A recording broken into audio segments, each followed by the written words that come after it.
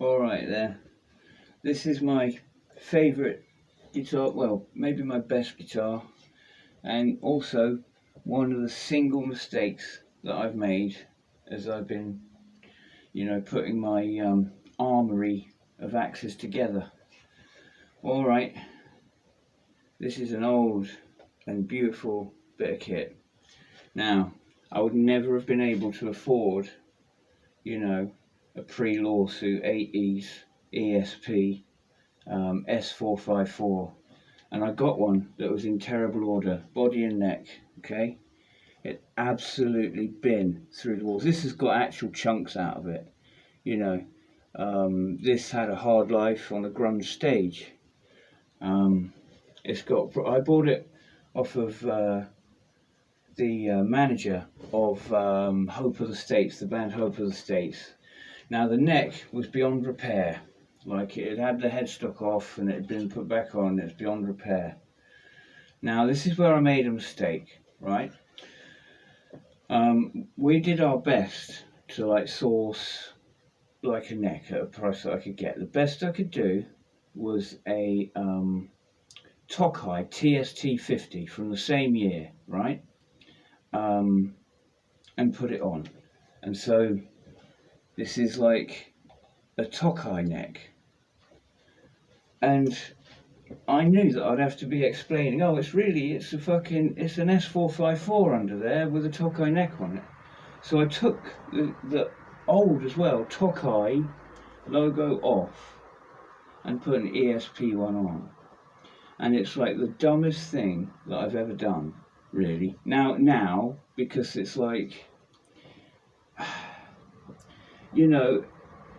it's like I put the orange sticker on the stag, and I should have, I'm proud that it's a stag, and it's like, I should have just explained it. But the thing is, I was so caught up in the fact that I wanted the ESP strat, and it was a dumb thing to do. But that's the thing. Now, I'm never selling this guitar, okay? I'm never selling it. This is my strat. Unfortunately, I can't get either a 57 maple board or a 59 rosewood board with a clay dots strat and put a fucking path humbucker in there. A period humbucker in there. But this is the closest I can get. It's done in 50s wiring. Bless Trevor Noves has done all the work on this. This is its third incarnation, and it's its final incarnation. If you go to my early videos, you'll find this guitar with the 3 pickup and the black plate, the 3 single coils and the black plate.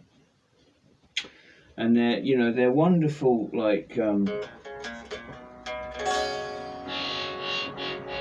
wonderful pickups.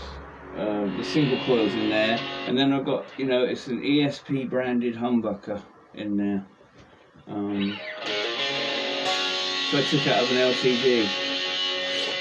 Anyway, what I'm doing here is attempting to marry, it's been a hassle, it's been a pain in the bottom and a big hassle. Let there be light. But I've got my favourite tube screamer, which I quite often use in its low-end boost setting. So it's like a tube screamer with a great big shovel full of low-end thud, in there, like a boost. Very clever. They've basically melded with this. This is Michelangelo Battio pedal, and what is very cleverly done. It took me a while to appreciate what it'd done. Is very cleverly melded a tube screamer with a low mid boost. And that, when you think about it, that's the most astonishing thing, because tube screamers do kind of gut your low end, you know what I mean, which is a good thing when you're tone shaping. Okay, that's one of the things that I like it for. If you're trying to cut through a stage mix, Rhett Shaw, he's a clever guy, but he misses some of the other things. So there's that. And then the Mark 1 Governor, obviously in a major bit kit, going into the Stomp Lab, right, which is then going into an AB box, which then goes into one of the amps. In this case, it's the trusty Honer thing. which is now a vintage amp, believe it or not. It's only a cheapskate, but it's now a vintage amp from the 90s. Yeah, it's basically been a bit of juggling to marry them all together and get them to work. But they do work now. Yeah, but really, this I really enjoyed the Tone Tuesday this week, talking about the Telecaster neck pickup. You know, there were some salient points I forgot, so you can be sure that there'll be more of that. You know, the whole thing with the Telecaster, it never ends, alright? It never ends. I'll have stuff to say about the Telecaster on and on and on.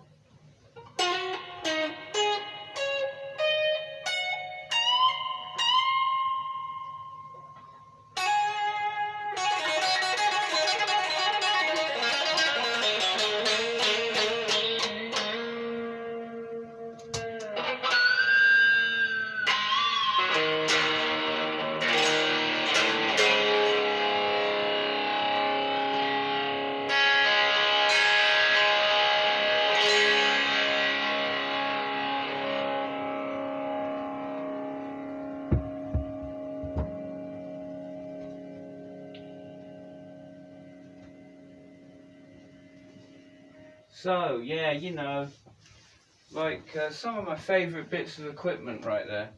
I adore like tube screamers. I just adore tube screamers. There's this Jekyll and Hyde pedal I've seen. It's fantastic.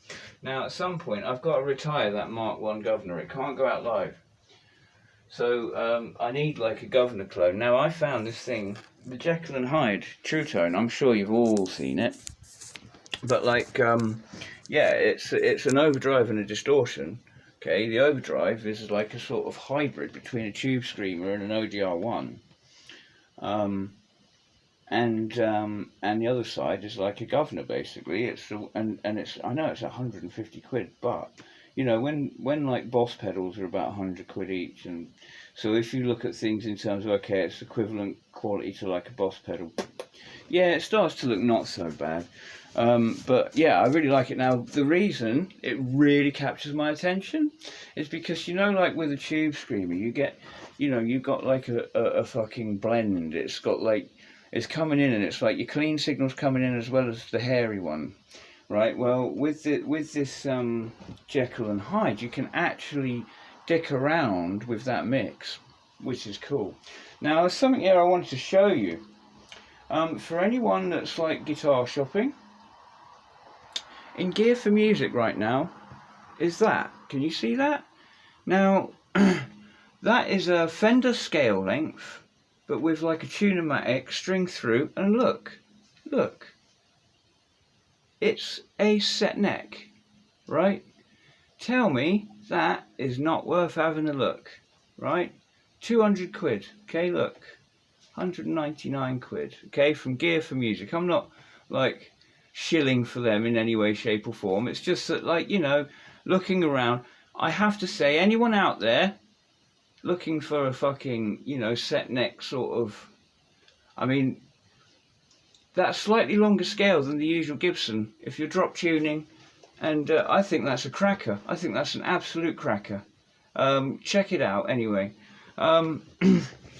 Yeah, they're from every now and again. If I see something and I just think it's a superb bargain, I will point it out. You know, I will point it out. But yeah, I just, you know, feel free to have a look. It's even got like push-pull pots to like coil tap that single pickup. And there's a 2-pickup one that's got like a green, like, you know, it's got one of those, what I was slagging off like a couple of episodes ago, like the sort of faux flame, like, you know, like what they call a photo flame, I think, where it, but it's like, you know, it's like the thinnest veneer. It's like the thinnest veneer, but it gives that look of a flame top.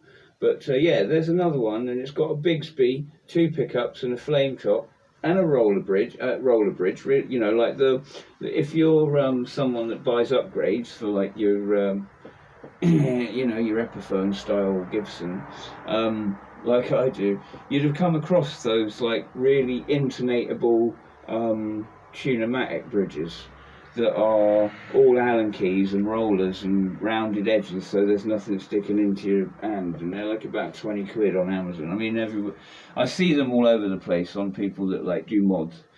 But yeah, it's like a beautiful evening, fabulous old tape delay coming out of the Vox Stomp Lab. Just incredible patches on there.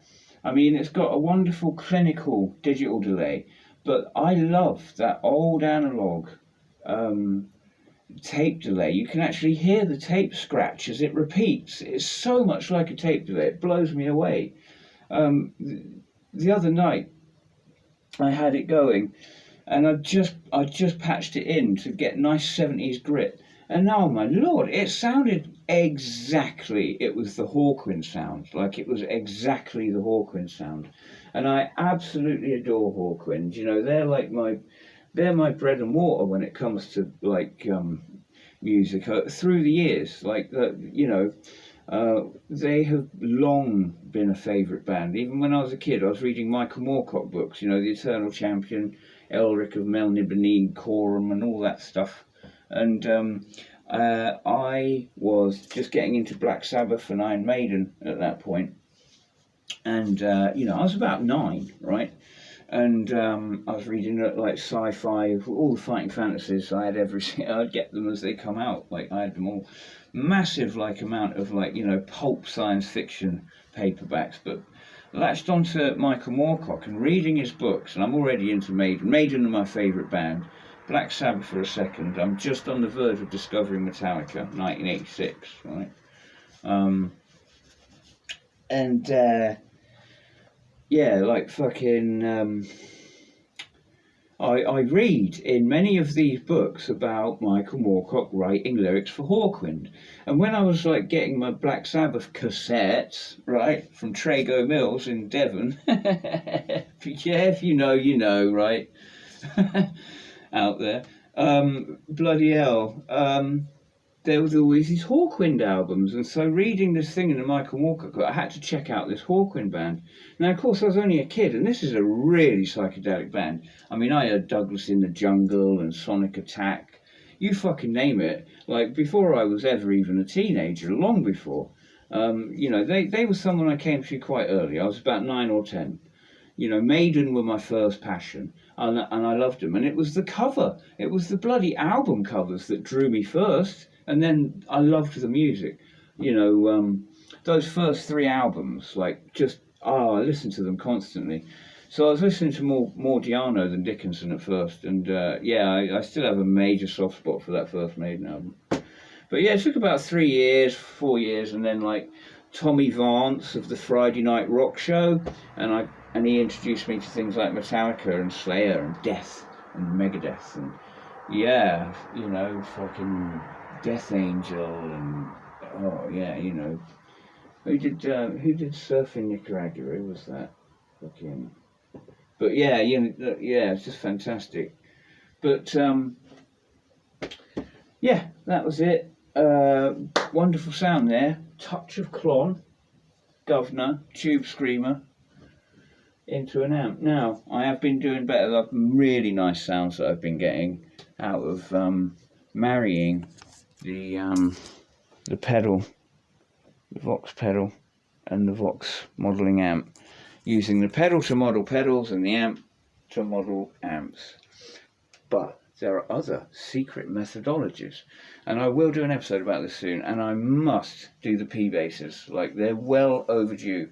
And I can always talk about the Telecaster in all of its many shapes and forms.